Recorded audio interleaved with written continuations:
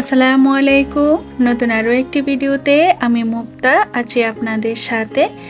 যেখান থেকে আমার আজকের ভিডিওটি দেখছেন, আশা করছি সকল আল্লাহর রহমতে সুস্থ এবং ভালো আছেন। আমরাও আলহামদুলিল্লাহ ভালো আছি। সব সময় সকাল থেকে ভিডিওটা শুরু করে থাকি, তো আজকের ভিডিওটা শুরু করেছি বিকাল থেকে। সকালবেলা একটু ব্যস্ত ছিলাম। সকালে চাল ভিজিয়ে দিয়েছি বিকালবেলা চিতই পিঠা তৈরি করার জন্য। এখানে 2 কাপ পোলাওয়ের চাল, 1 কাপ ভাতের চাল আর 1 কাপ দিয়েছি আতপ চালের গুঁড়ি। কুসুম গরম পানি দিয়ে চালগুলা ভিজিয়ে দিয়েছিলাম। আর এটা হচ্ছে বিকালবেলা পিঠা তৈরি করতে চলে এসেছি আর চালগুলা ব্লেন্ড করে নিচ্ছি।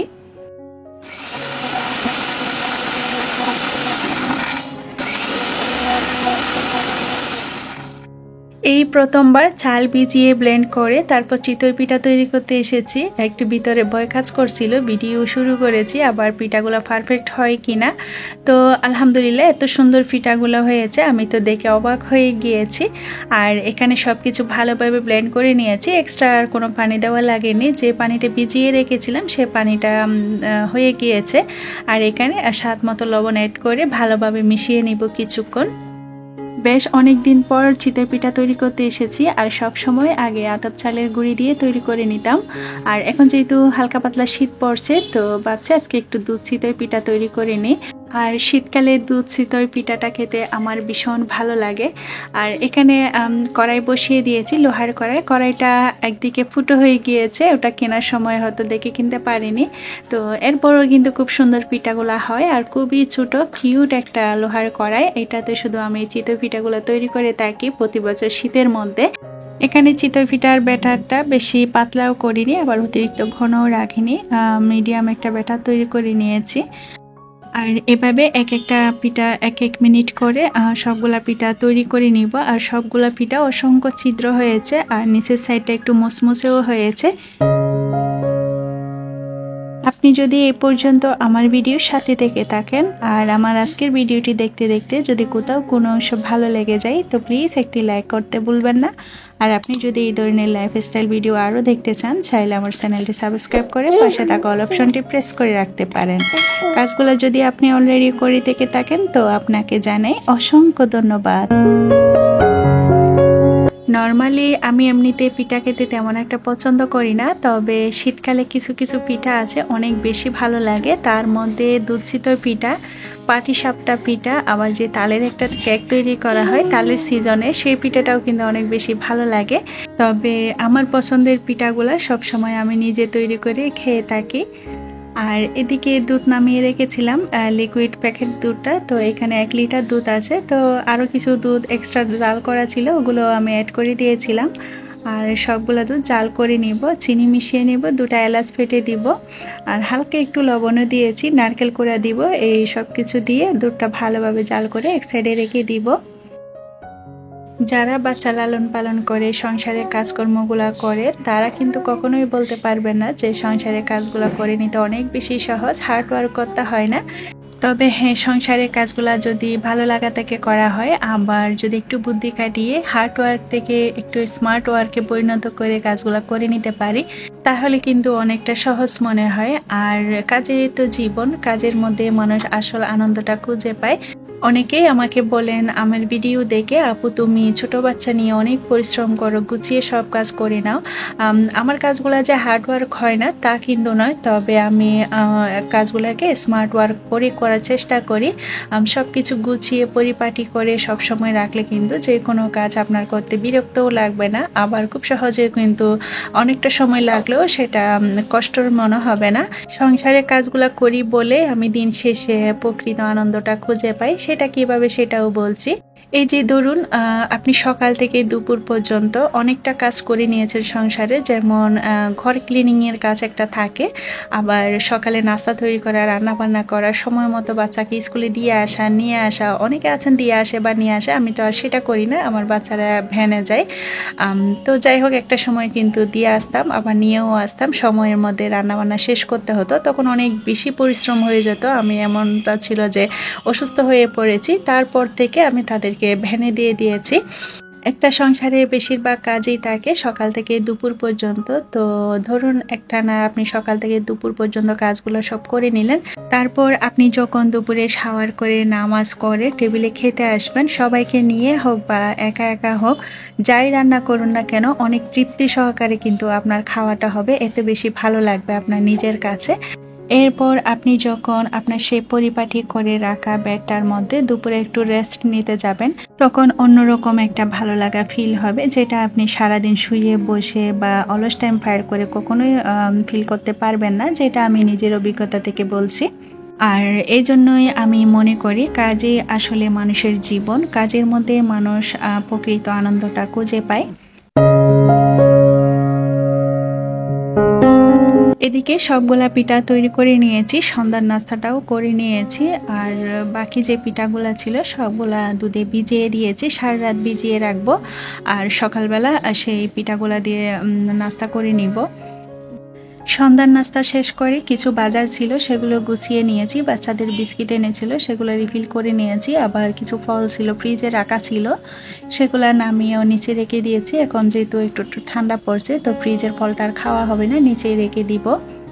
দুপুরে মাছ আর শাক রান্না করেছিলাম, তো রাত্রিবেলা একটা রান্না করতে হবে, শাকটা শেষ হয়ে গিয়েছে আমরা খেয়ে ফেলেছি, আর মাছটা রাত্রিবেলার জন্য সহ একটু বেশি করে রান্না করেছিলাম। তো আজকে আর ডালটা রান্না করব না, দেখা যায় বেশিরভাগ সময় ডালটা রাত্রিবেলা রান্না করা হয়।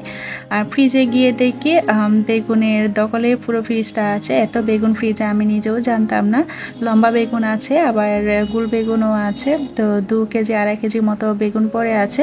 তো এই বেগুনগুলো নামিয়ে নিয়েছি, চিন্তা ছিল অন্য কিছু রান্না করব, বেগুন দেখে আর সেটা নিয়ে আসিনি। বেগুনটাই কেটে নিচ্ছি, ভাবছি এখন যেহেতু ঠান্ডা পড়ছে শুটকি তরকারিটা বেশি ভালো লাগবে, তো চুরি শুটকি নামিয়ে নিয়েছি, সাথে আলু বেগুন দিয়ে রান্না করে নিব। দেখতেই পাচ্ছেন বেগুনগুলার ভিতরে কি অবস্থা, এতগুলা বেগুন কেটে অল্প একটু পেয়েছি। যাই হোক এক বেলার জন্য রান্না করছি, শুধুমাত্র রাত্রিবেলা খাওয়া হবে যেন পরের দিন আর খেতে না হয়। আসলে সবজি তরকারিটা বাসি খেতে ভালো লাগে না, তো চেষ্টা করি সবজিটা যেন এক বেলা বা দুবেলার বেশি খেতে না হয় সেভাবে রান্না করতে। আমাদের আশেপাশে কিছু মানুষ আছে এই বেগুনের মতো, উপরে এত সুন্দর দেখে বুঝতেই পারবেন না যে তাদের মনটা পোকায় ভরা। যাই হোক সেসব মানুষগুলা থেকে সবসময় নিজেকে সরিয়ে রাখবেন, দূরে রাখবেন। যদি এইসব মানুষগুলা চেনা বড় দেয়, এরপরও কিছু কিছু ক্ষেত্রে কিন্তু সেই সব মানুষগুলাকে ভালোভাবে চিনে ফেলা যায়।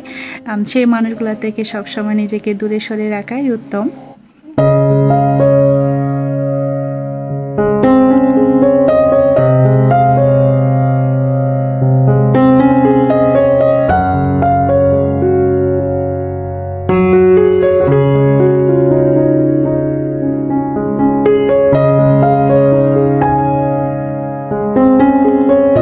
সবজিগুলা কেটে বেছে ধুয়ে নিতে নিতে এদিকে বাটটাও বসিয়ে দিয়েছিলাম, বাটটাও হয়ে যাচ্ছে। আর এক চুলাতে সবজিটা রান্না করে নিব। সয়াবিন তেল দিয়ে দিয়েছি খুবই অল্প করে, যে কোনো শুটকি দিয়ে সবজি রান্নার ক্ষেত্রে আমি চেষ্টা করি সয়াবিন তেলটা একেবারে কম দেওয়ার জন্য। যদি শুটকি বুড়া করা হয় তখন কিন্তু অন্য ব্যাপার, তখন তেলটা একটু বাড়িয়ে দিতে হয়। আর সয়াবিন তেল দিয়ে তার মধ্যে পেঁয়াজ দিয়েছি, এখানে রসুন বাটা দিব না, তো যার জন্য রসুন কুচি করে একটু বেশি করে দিয়ে দিয়েছি। যে কোনো শুটকির রান্নাতে রসুনটা দিলে বেশি ভালো লাগে, তবে আস্ত দিলে আরও বেশি ভালো লাগে। আর সাথে সে গরম পানি দিয়ে আমি শুটকিগুলো ধুয়ে রেখে দিয়েছিলাম, শুটকিগুলো দিয়ে দিয়েছি, সাথে অন্যান্য মশলাগুলোও এড করে দিব। এখানে লাল মরিচের পরিমাণটা একটু বেশি দিয়েছি, সাথে ধনিয়া জিরার গুঁড়া, হলুদের গুঁড়া, সব ধরনের মশলা দিয়েছি, স্বাদ মতো লবণটাও দিয়ে দিয়েছি। এবার মশলাটা কিছুক্ষণ কষিয়ে নিয়ে আলুগুলা দিয়ে দিয়েছি।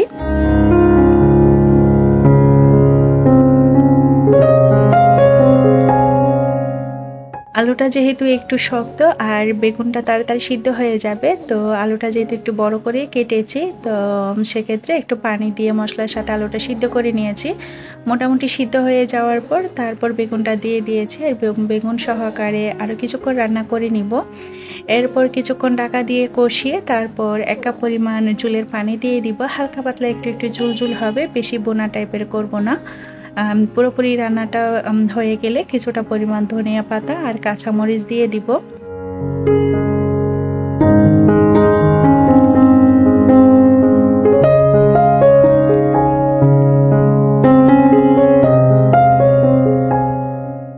রান্না হয়ে গেলে তারপর বাটিতে তুলে নিচ্ছি এবং হাঁড়ি পাতিলগুলো সাথে সাথে ধুয়ে নিব।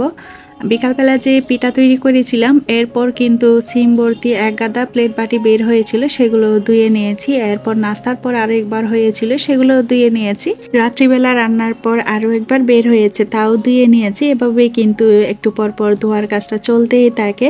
আর এভাবে যে একটু পর পর ধোয়ার কাজটা করে নিতে হয় সেটা কিভাবে হেল্পিং হ্যান্ড দিয়ে করানো সম্ভব সেটাই আমার মাথায় আসে না। যাই হোক, রাত্রিবেলা খাওয়া দাওয়া শেষে ক্যামেরাটা আবারও অন করেছি আর টেবিলটা খাওয়া দাওয়া শেষে এভাবে ভালোভাবে একবার ক্লিন করে নিচ্ছি।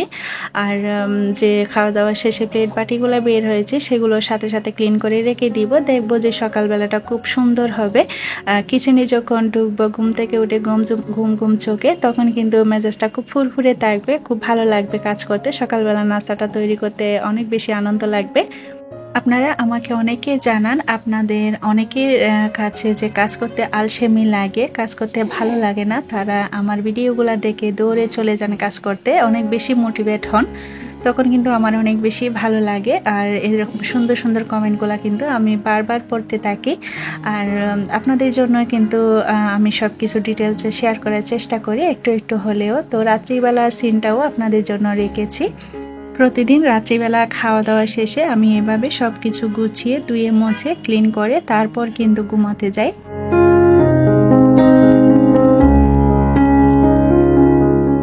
আমার আজকের ভিডিওটা এ পর্যন্তই। আল্লাহ সবাইকে সুস্থ রাখুন, ভালো রাখুন সেই কামনা করে আর আমার পরবর্তী ভিডিও দেখার আমন্ত্রণ জানিয়ে আল্লাহ হাফেজ।